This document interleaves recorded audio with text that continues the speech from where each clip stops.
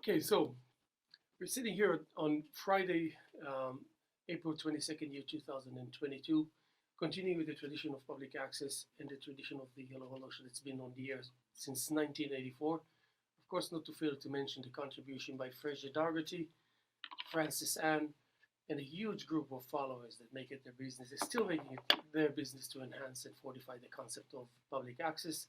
Today we have Colm Rowan here from Hi, from How are you? yes, How very are well you? from a wonderful, fantastic gallery. I would say more like a special entity that thrives in the midst of our community, and you will find out more about the man and about the energy behind, and I'm sure you'll be fascinated.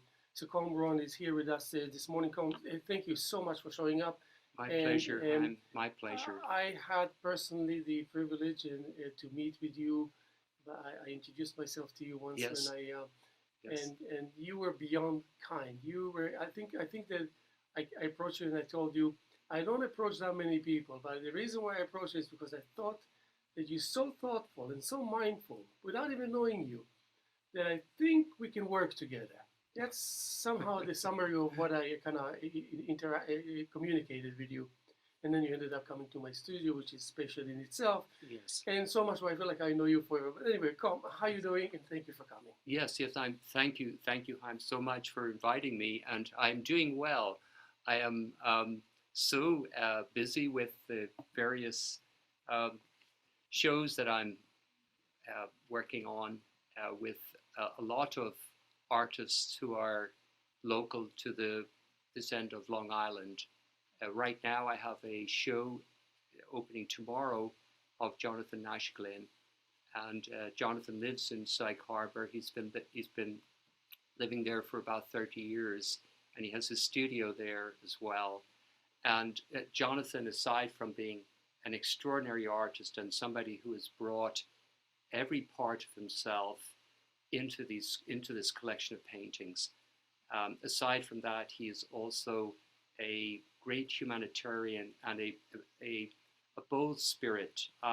Back in 2010, when the earthquake hit Haiti, he happened to have a light aircraft and was in the area of Florida at the time, and larger aircraft couldn't get in with important medical Medicine, supplies. Yes. And so he flew down with his small Cessna plane and was able to land, and he brought in much needed medicines. And he did it for months on end.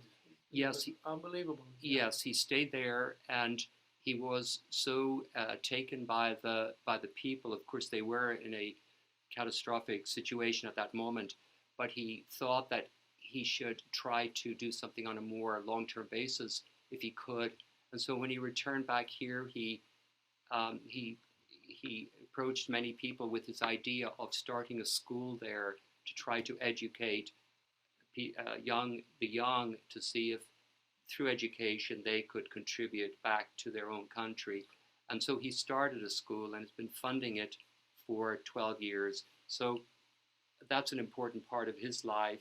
Yes, and by the way, he was on this show in 2010 when he, on one of his pause that he took a few days here when he was flying back and forth, and I had the privilege to talk to him about all these wonderful and interesting and important things. Yes. And I remember, and later on, it will be evident that actually his art reflects the man. Yes. You know, whether it's content-wise, whether it's style-wise, whether it's character-wise. Yes. That he was selfless, so selfless, Yes. so. Yes. I remember I asked him about the call for duty, and what does it really mean? And he was talking about more like an instinctive reaction that took place within him. That he just found himself completely committed and convinced that this is the right thing to do. He had no time to doubt himself or to doubt whether he should say yes or no. Yes. I like that kind of putting himself aside in order to focus on what he believes is important. Yes. And being as efficient as he is, just happening to have an airplane and happening to be so useful. Yes, So I'm absolutely. sure when people will come and see the show, the opening tomorrow, and also it's going to be however long it's going to be Yes, on yes, which you're going to share with us, yes, they will be able to realize who the man is just by merely yes, observing his paintings. yes, yes, yes, yes. So this body of work is a body of work that he's worked on for 2 years, and it's um, it is in a sense um, a it's not quite a swan song, but it is he's Jonathan now he was born in 1951, so he has been working towards this moment. I think it's a very important moment for him. I've looked at the work, and the work is in fact a he's in a sense searching for the unknown. In fact, he talks about if he sees in his paintings something that's familiar, if the content is familiar in any way, he wants it to change. He will immediately try to change it. So he's looking for something he's never seen before on his canvas, and it takes a certain courage to keep pushing forward, to keep eliminating what's familiar to you until you get to something that is completely. You will be amazed how common it is between artists. Yes, that they have this desire yes, to because the great they're artists. annoyed by their own actions and say, know. "I gotta get rid of this." I know. Absolutely. Yeah, it's like that repetition kind of thing you want to. Yes. So you want to always seek that breakthrough within the breakthrough, Exactly. while it's Yes. taking place. Absolutely. Absolutely. Yes. It's interesting. Yes. Yes. So. And therefore he reaches the level and the end point as he does. Otherwise, he would not be able to get to that point. Yes. Yeah. To create as much and to want to be together with this feeling of being able to exhibit. That's a very special feeling, by the way. That's beyond just having, which I think you're a wonderful person and the right person to pair with him, and the right person for our community. Because again, later on we'll talk more about you as a person and you as a gallery owner. People would realize to what extent sometimes the relationship is a must to close the circle and to make things happening beyond just having a few paintings and displaying it on the wall. Yes, that's true. That's true. So, well, yes, absolutely, yes. For me, it is. I feel the artists, the great artists, are very bold spirits, and they're very courageous, and I feel. For me, it is an honor to work with such people, to be with them, to be around them, to feel their energy. One of the most enjoyable things for me is to go to the studio of the artist, because when I'm there, I get a real sense of the person, and it gives me a tremendous insight into their work by just going to the studio and sometimes listening to them. I garner a great amount of information, which I then bring back to the gallery, and I feel somehow that I am much better prepared, having been to their going studios. For stage two, Yes, so yes, definitely. Yes. And it's interesting because now we're getting ready. I became a board member of SIS, so we're getting ready for the members show, and we're getting ready for the invitational. So I do benefit from, for example, getting to know you visiting my studio. What I learned from that visit, by way of the kind of questions you ask, all these things accompany me. I learn, I observe people, I take away a lot more than people think I do. And then therefore I can be the kind of person that I want to be when it comes to pairing with artists and say, you know what, give me your art and I want to display it. I want to put it so people can see it, and make it the least cliche possible. It will just has its meaning and it will keep its meaning after you take it and after you hang it and after you invite the people to see it. Yes. They will maintain and keep its integrity. So it will be that which you took from the studio still on the wall on display. That nothing Yes. that you did wrong will change it. And it's so easy to get to a point where you can do things wrong Yes. Yes. and spoil it for the artists. Oh, yes, absolutely. And you can tell us about it probably more than I can. Well, I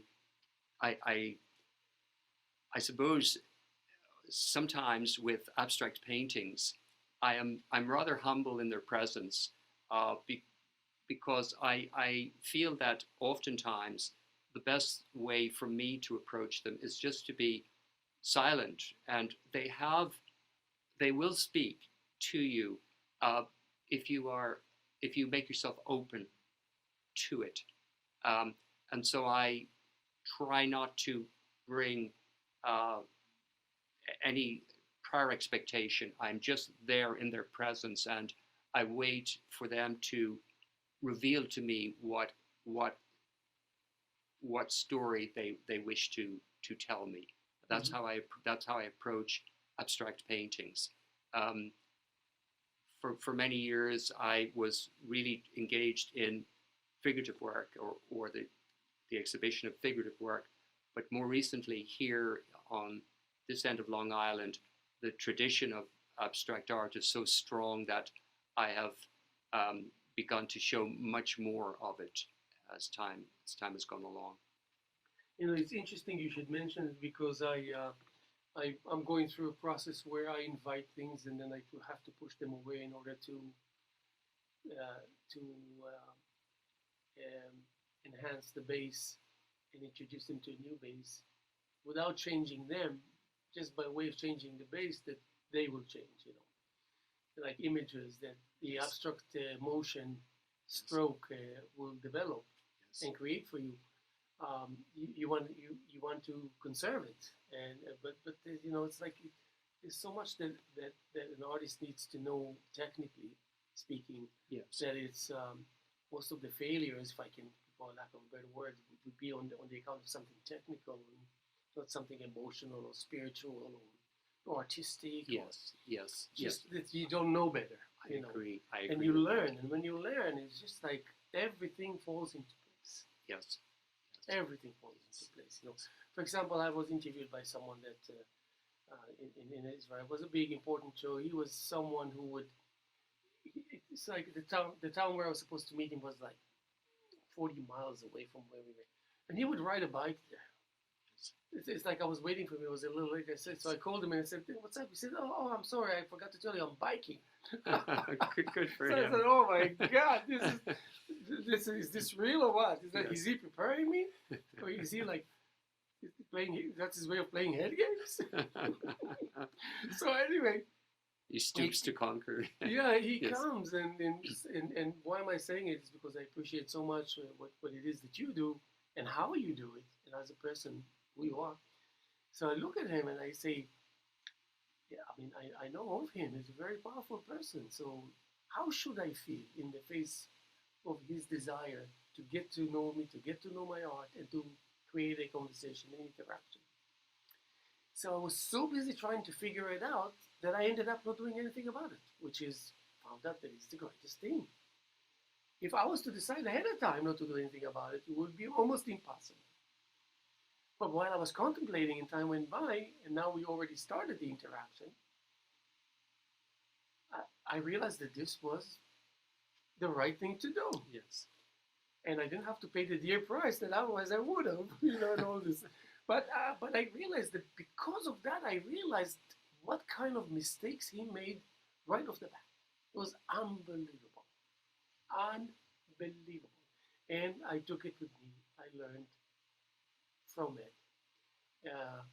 And his failure was as a human being, not as a producer, not as a one who deciphers artists' work, not as a commentator, not as a well-known person in the around the artistic organizations. Yes, not the credibility that he had. No, it's not that. It's just a person. So what did you feel? What was his failure as a person? His failure was that he thought that he can uh, joke with me too early. And did He you didn't accomplish did closeness and trust and all this for yes, him to to kid with me and joke with me. yes, but did you feel that that was diminishing you in some way, that early joking? I took it as a disregard. I took it Okay, as okay, like, yes, what's up with that? okay, okay, yes, So yes, so that means, and also, and it's familiar to me from being a musician. You know, if you're a musician, if you're a drummer, if you're whatever, we're talking rhythm, we're talking drum set, we're talking beat, we're talking counting, we're talking notes, we're talking heritage, we're talking history, we're talking sure, exercising. yes, yes, So we're talking that. We're not talking anything else. yes, So we got to stay within the trade. We got to yes, stay within, oh, what are my capabilities? What is my journey? What is your understanding of where I am and where I'm traveling, if at all? What is it that you don't know that you want to know, and how you're going to approach it in order to get to know? So a lot of these things. So you have to stay there, and then you open up into something that is more personal or more kind of lightweight. yes, yes, yes, But I yes, remember you coming to my studio, and I said, if every artist that gets the chance of being the privilege to have you in their studios, then they should consider themselves lucky, because it was a great experience, which thank, thank you, Haim. that's why I want to share with the people. And also, it reflects in your gallery. If you haven't been at Rowan's gallery, it will be quite a pleasant and meaningful experience, I'm sure. So it shows again, Jonathan Glean. You see the person, you see the work, it all fits. Yes, yes. You see the person, you see the gallery, it all fits. I mean, you hear the person Thank you. and all this. And That's very kind but of you. Thank you. what's with Rowan and East Hampton and your gallery? Tell us a little bit about like a summary of that. Yes. What am I Because doing? for me, it was more like one day you weren't there and suddenly you're there. That's right. Well, you know, that's I understand. You know, it's funny you mentioned that part. When I was at school, uh, at university, I was at university in Dublin, and there was a pastor there, and he he said to me one day, he said, "Where did you come from?" that's exactly what he said to me, and and then he made a reference, a biblical reference. He said, "You know, you remind me of Melchizedek." Melchizedek. Yes, Yeah, yes, yes, and my understanding is that character arrives out of nowhere and sort of disappears again.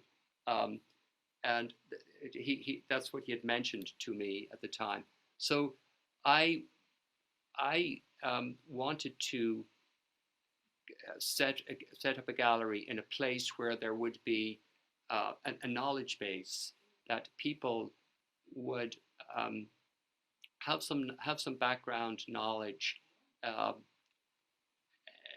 I felt that would be a rich environment, rich in knowledge that I would like to be in, and I love the rural aspect of the villages, and I'm not really a city person, and I felt that it would be a good place to set up a gallery.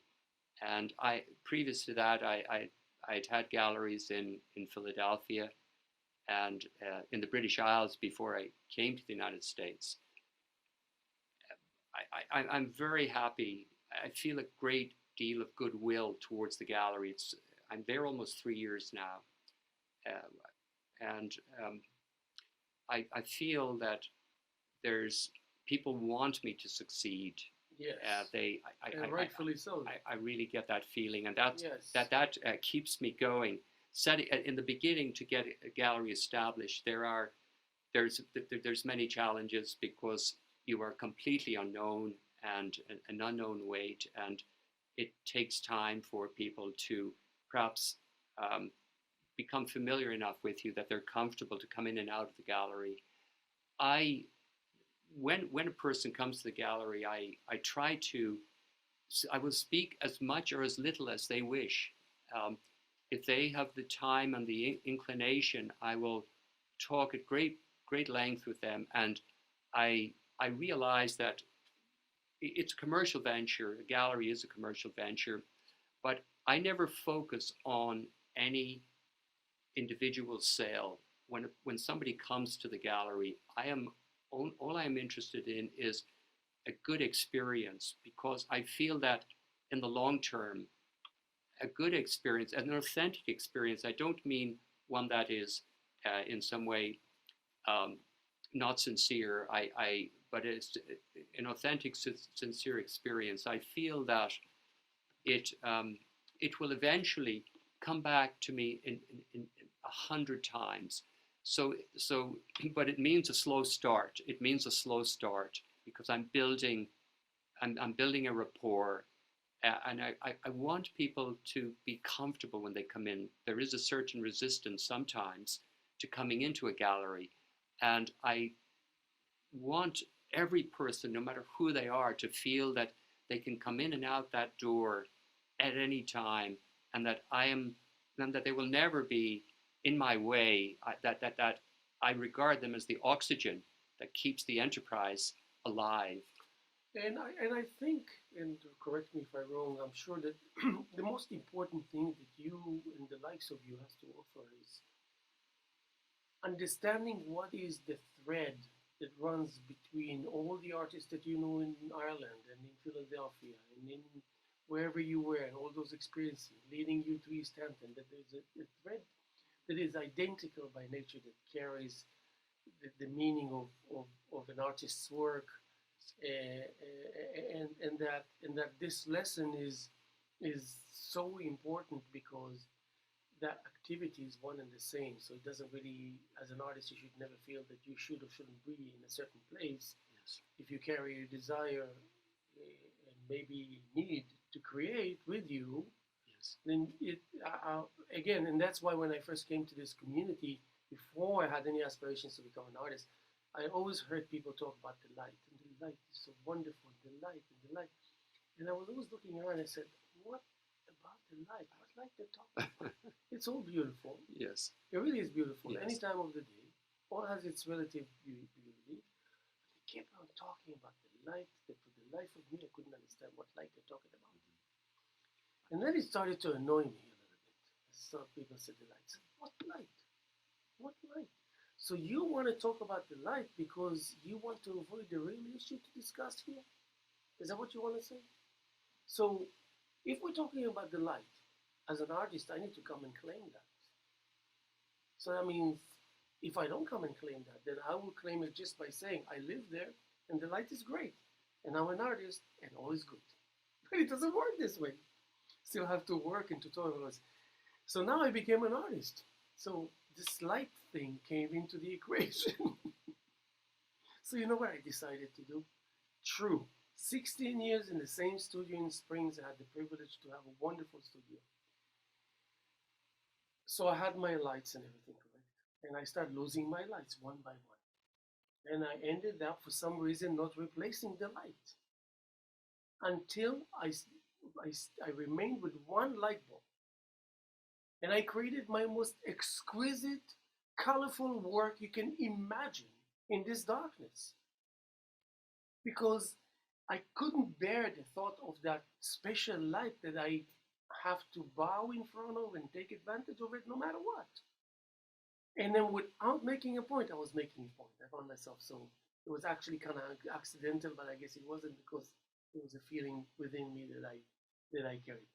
But I dare say that you understand that level of that thread that carries that importance evenly, no matter where people are. I would love for you to share a little bit of what your aspirations about it. Right. Well, I think that if I understand what you're saying, I think it's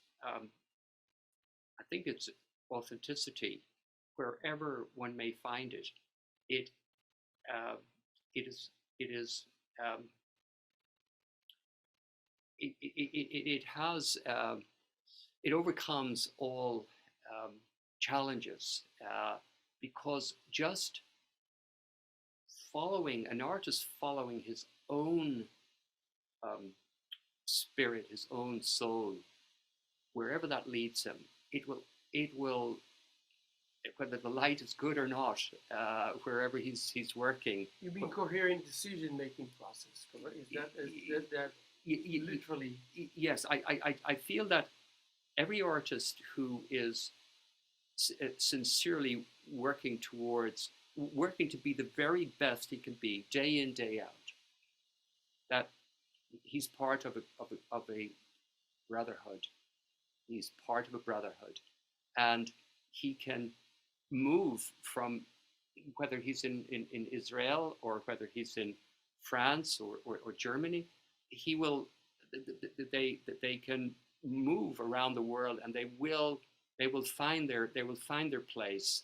And I think they will also find acceptance in places that they did not start out in because of this authenticity, which somehow shines through.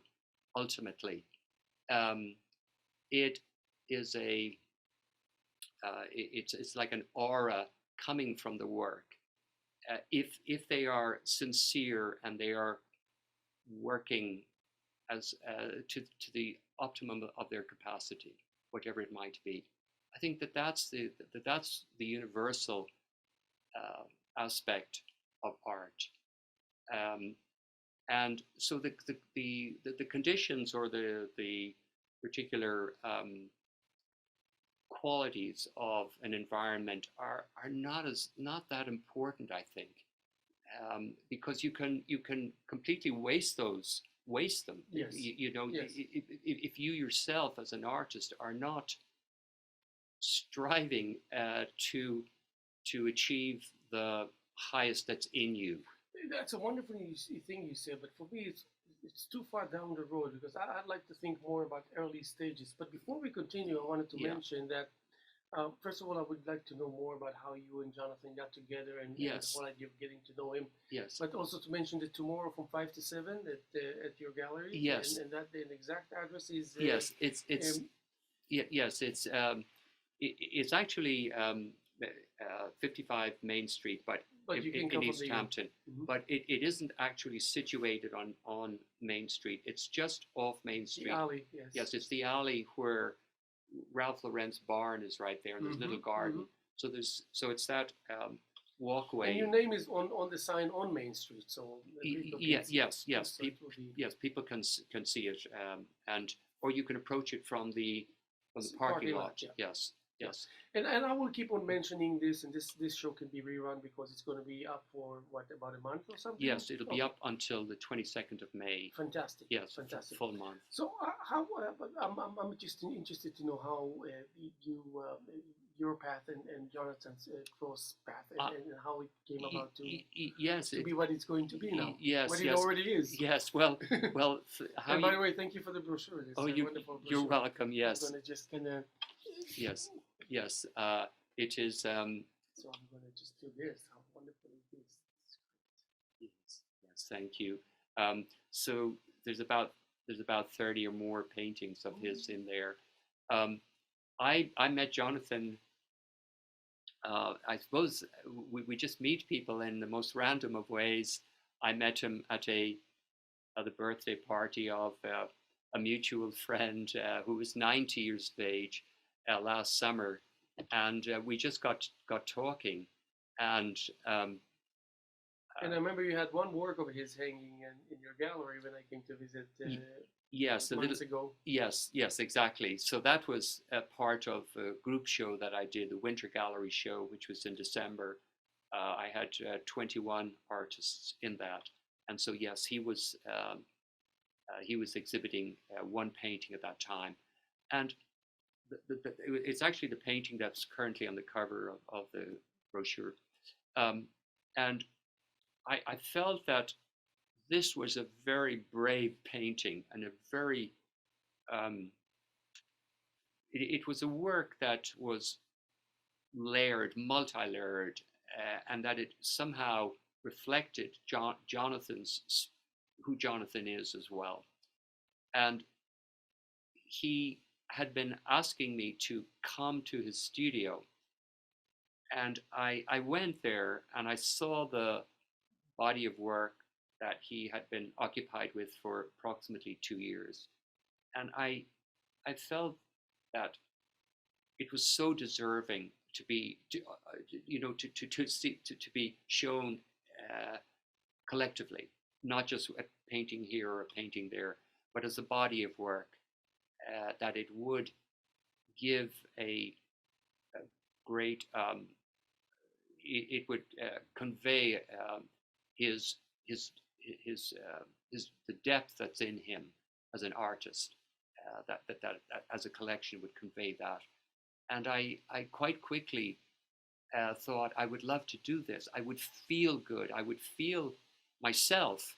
It would give me great aesthetic pleasure to have those paintings in my gallery. And that's a great feeling, by the way. Oh yes, it's not common. So you're lucky. That's good. Yes, you're lucky to feel this way. I really did. I really felt like that, and so it was easy for me then to just. I wrote the foreword to the catalog, and I tried to do justice to Jonathan in the foreword, and to do justice to his body of work. Maybe we should read it, no? Yes, it's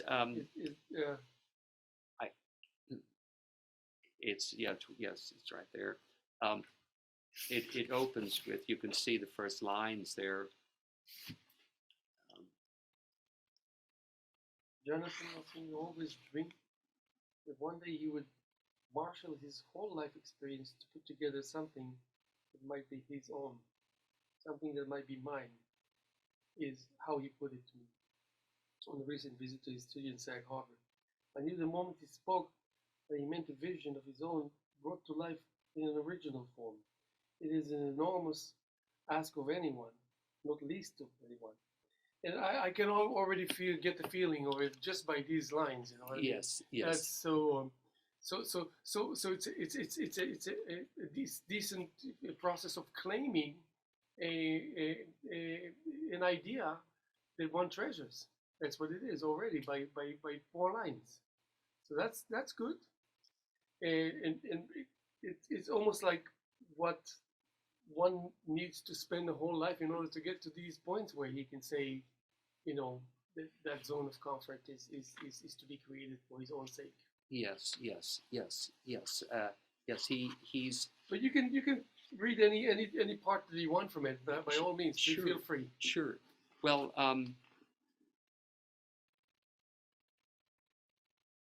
I'll just read the last. I listened to him, I remember that Picasso had said. Yes. Yes. I won't read that because it would sort of require me to put it in context by reading what has gone before. I would have to sort of read the whole thing. But the last paragraph, I think, can be understood just in isolation. Even I can read that if you like. Yeah, please go ahead. Yes. By all means. Okay. So this is the last paragraph of. As one gets a sense of the artist, yeah. Okay. Yes. One gets a sense of an artist's courage while visiting their studio.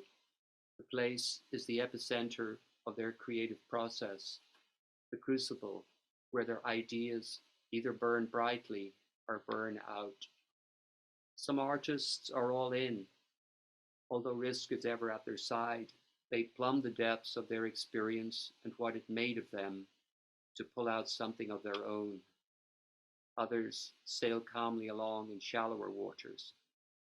After visiting Jonathan Nash Glynn in his studio, one has the impression that he has plumbed deeply in these paintings.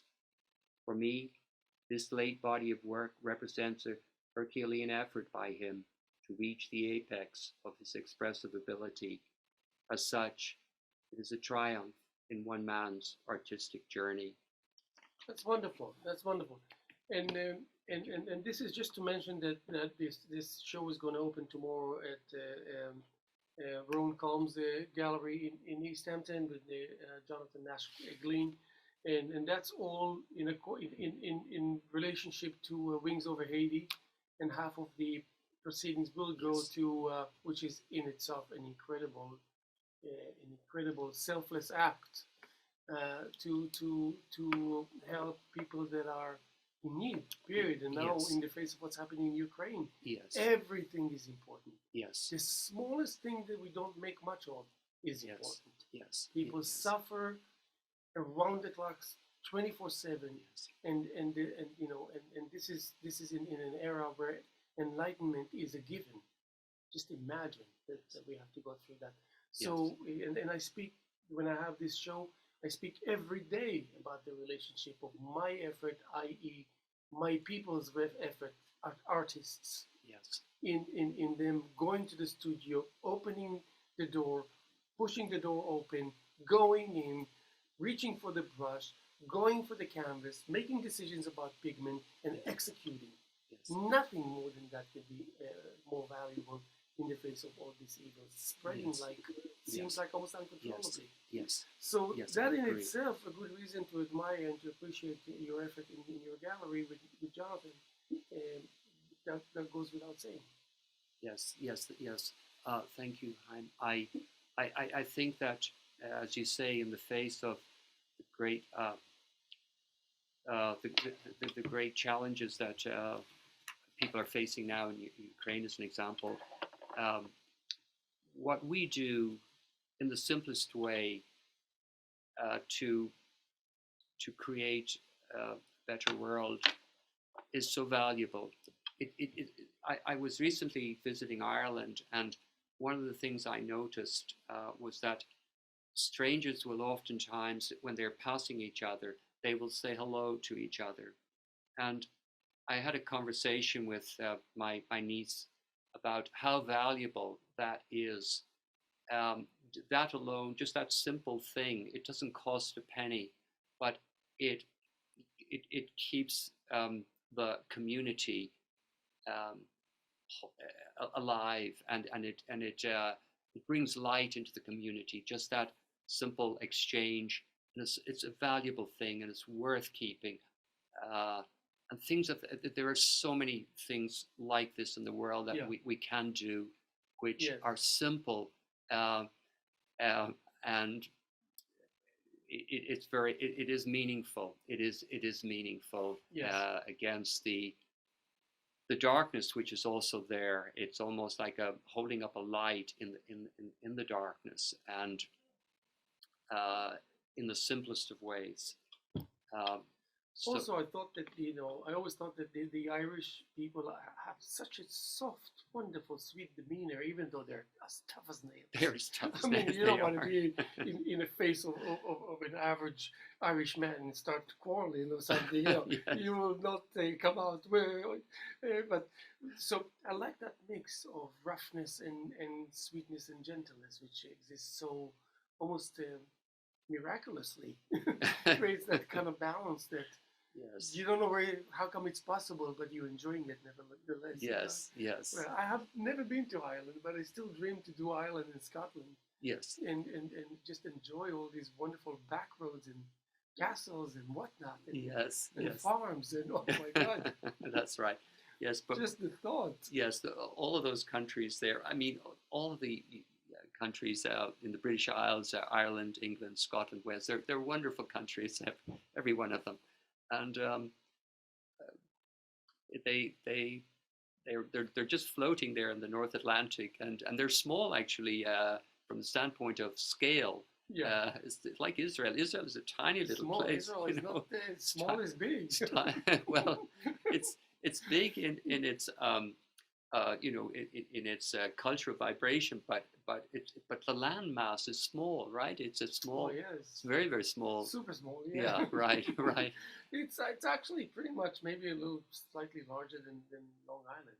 Well, Long Island is much wider than Israel. Israel is 9 miles wide. 9 miles. That's Yes. so extraordinary. From the sea to the West Bank, Right, you which could is ridiculous. practically throw a stone across the country. Yes, and Yeah. also, speaking of heritage and speaking of survival. So when someone threatens you to annihilate you, and you live in such a narrow place, that picks up a different meaning, that it's um, Yes. but yeah, we can benefit from it, the things that you just mentioned, that saying hello as you walk in the streets of Yes. whichever country in the world. Yes. In whichever And we country. experience it here. It's more often Yes. than not. I do realize that Yes. people are picking up more the need to say hello to strangers, Yes. Yes. and that kind of gives me a feeling of reassurance. But I wanted to go back especially because I feel that it's very, and we're going to mention the show again and whatnot, because I think it's a very rare opportunity to have you here. So going back to what we were discussing, and I noticed that he wrote, sent he one of his quotes was that the,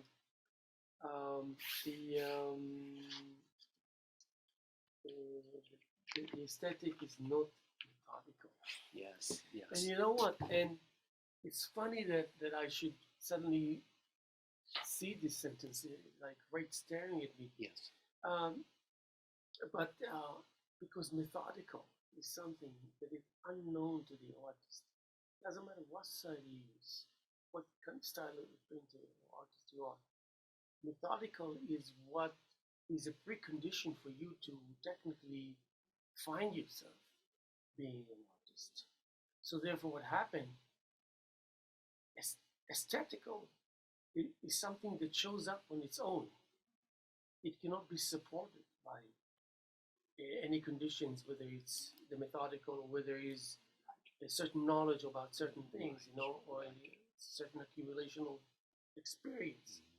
So that's why I find it almost true, but not accurate in a way, because the the the methodical is something that takes over the entire space that the artist initially claims in order to to follow the conditions that will allow him to enter that crazy demanding zone. Yes. And still create all that. So in an aesthetical suddenly is one of so many things that are just there because that's where you entered. You entered the zone of things of this nature happen to be around. Yes. Happen to be around. Yes. And when they happen to be around and you're a part of that space, then you are it.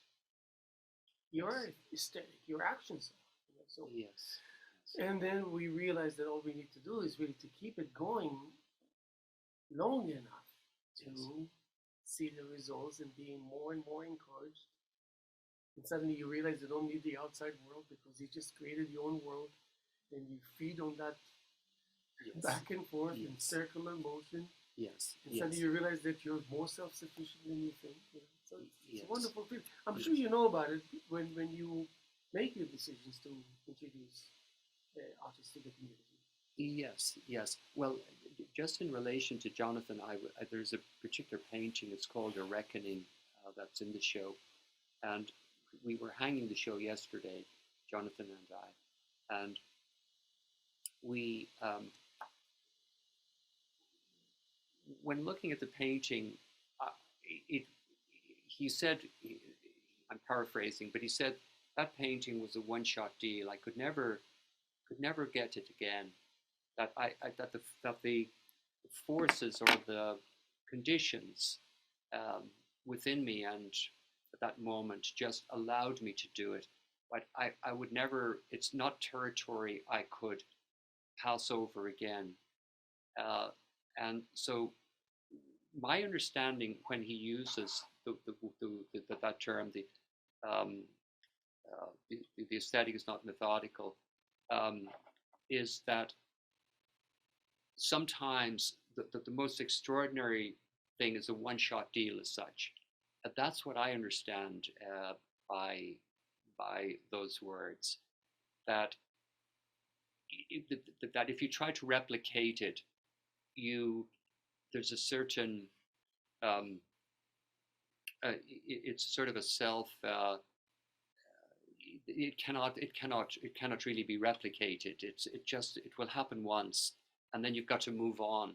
You've got to move on to something different. Yeah.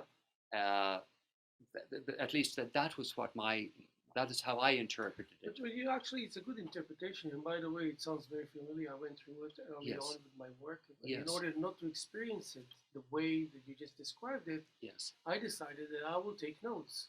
Yes. That means if I create a piece, and I have a feeling that because I'm a technique-oriented artist, Yes. I need to really uh, have my recollection of the evolutionary process. Yes. Okay. And memorize it. And Sure. this is my savings account. Yes. I think I spoke to you about it when Yes. you were at the study. Yes. So that means I cannot miss out on the opportunity to be able to approach again the canvas Right. and do that. Right. I understand. And I so, understand. Yes. and also being adamant about, well, I do things that are almost like robotish or robotic. Yes. But I have to do it and I have to keep a straight face because I know that this leads to that. And that leads to that. Yes. And Yes. I cannot shortcuts in certain areas do not Yes. exist. Yes. Lucky for us, Yes. because it requires us to keep our levels of seriousness. Would you regard that as the building of craft? That what you're talking about now, that would be the Yes. building of craft, which Memorizing. What is it that led me to make this beautiful?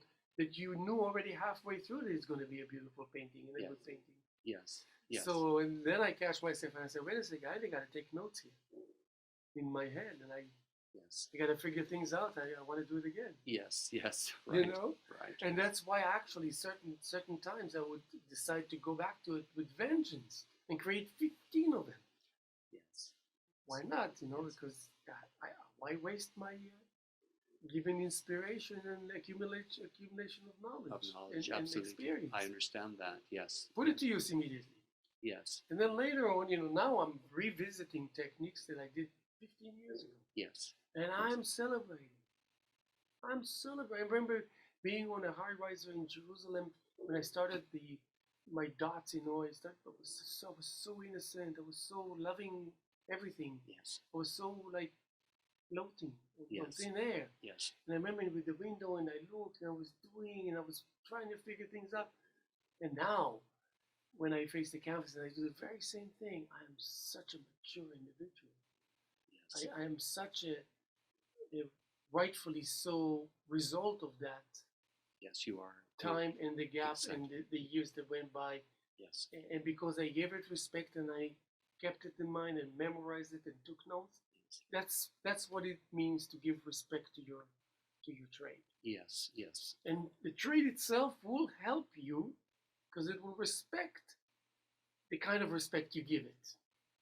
Yes. If it makes sense. Yes. Yes. Yes. And by the way, I had here Steve Rowan came to visit me, and he's a fantastic artist, really fantastic. I think he had his first solo exhibition when he was 9. So we talked about the fact that what does it really mean to put together a reservoir of experience and to feel so privileged. Okay, now I can do as I please. Draw on it. Yes. Yes. As I please. Yes. So, and he talks about using a 2-hair, 3-hair brush, which was even too many hairs for him. Right. My mentor, my friend. And so he's sitting here, and we're like both understanding each other so fully, Yes. Yes. and coming across that realization that it's first and foremost the joy, and that strength comes from joy. And you don't necessarily have to suffer. There's suffering, there's pain in the process of creation. It's Yes. okay.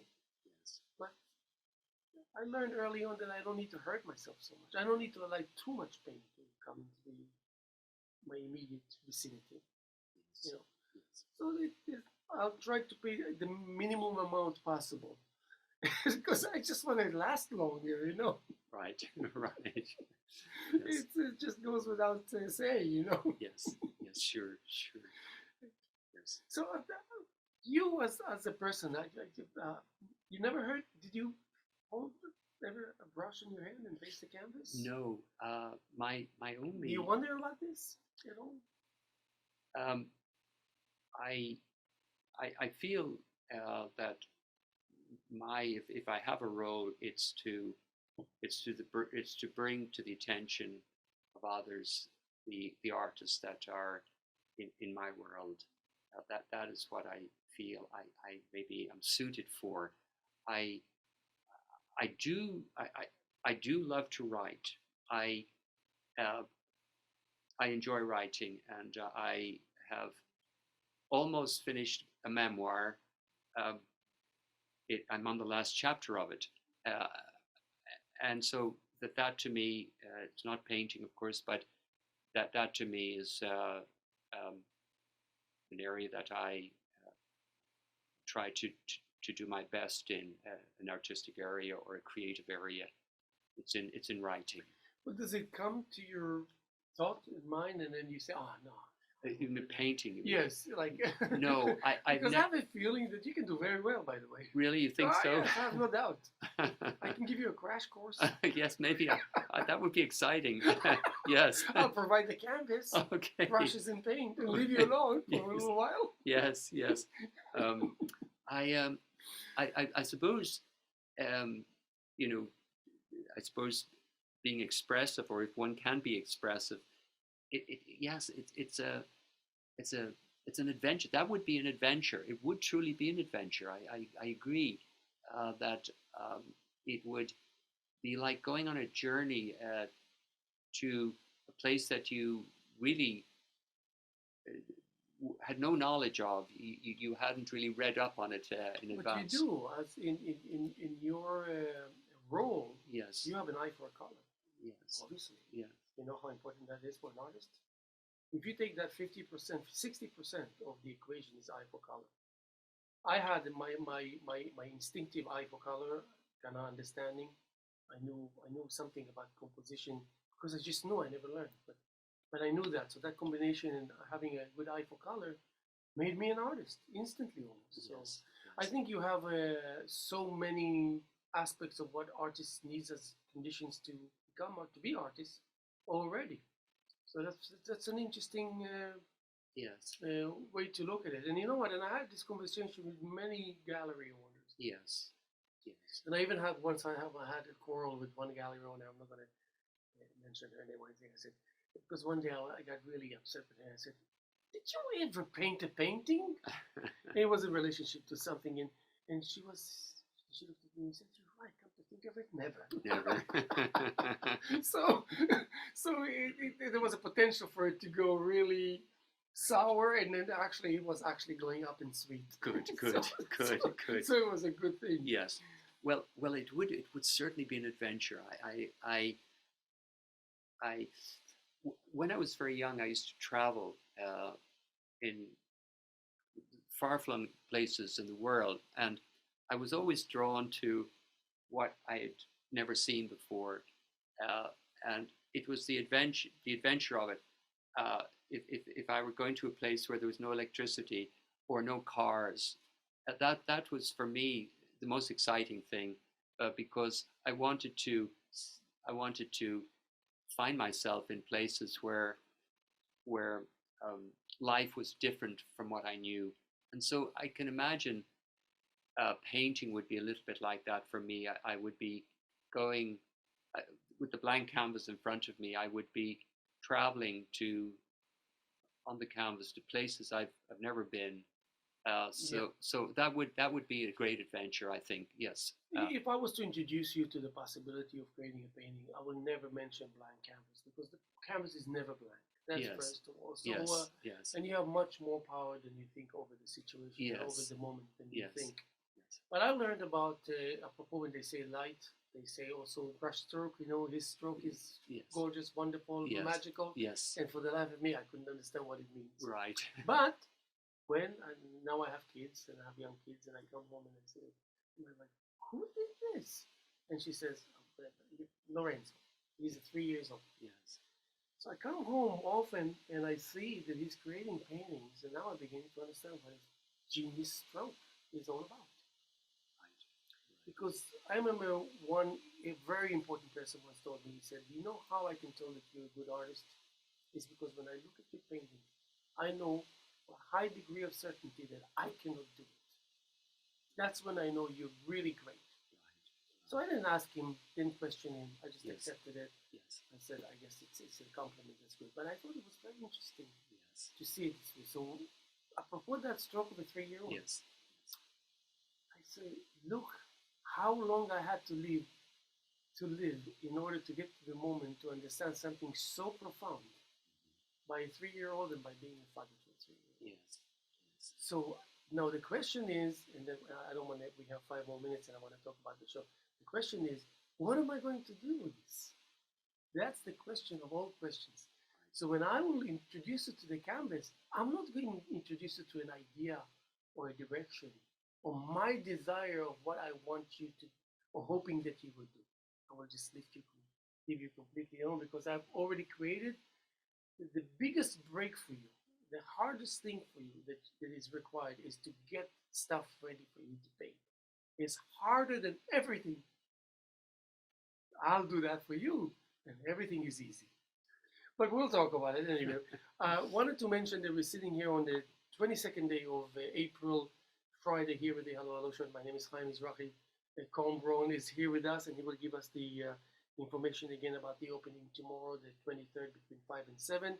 And of course, we're going to re-air it a few more times, so please go ahead. Yes, yes. Well, tomorrow the show, The Abstract Paintings of Jonathan Nash Glynn, will open at my gallery in East Hampton, and everybody is welcome. It's from 5 to 7, and Jonathan will be there.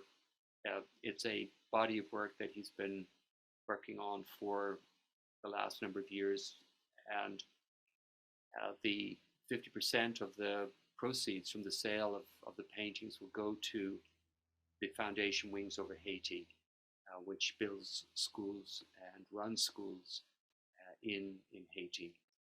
So I'm hoping that if people have a chance and are in the area to just drop by.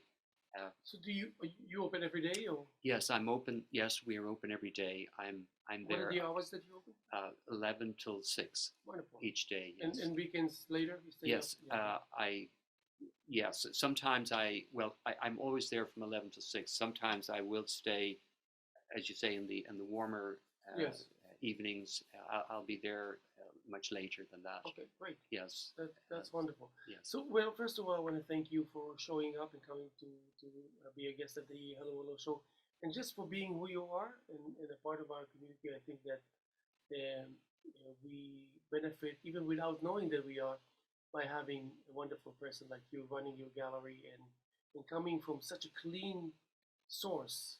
And that I don't take lightly, and I don't think people will, after they will get to meet you and all that. So I think people should take advantage and just suddenly show up and engage in a conversation with you. They're guaranteed to be challenged and I'm sure content. Thank you, Haim. Thank you so much. That's so generous of you. Yes, Thank definitely. And we are going to be here tomorrow as much as we were here yesterday and as much as we're here today. As I said, April 22nd, Friday, 2022, here with the Hello Hello Show. My name is Haim Mizrahi. Again, thank you to my guest, Colm Rowan.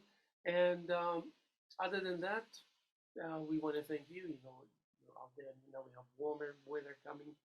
Be tolerant, be patient, enjoy. There's so much to enjoy. And that's it.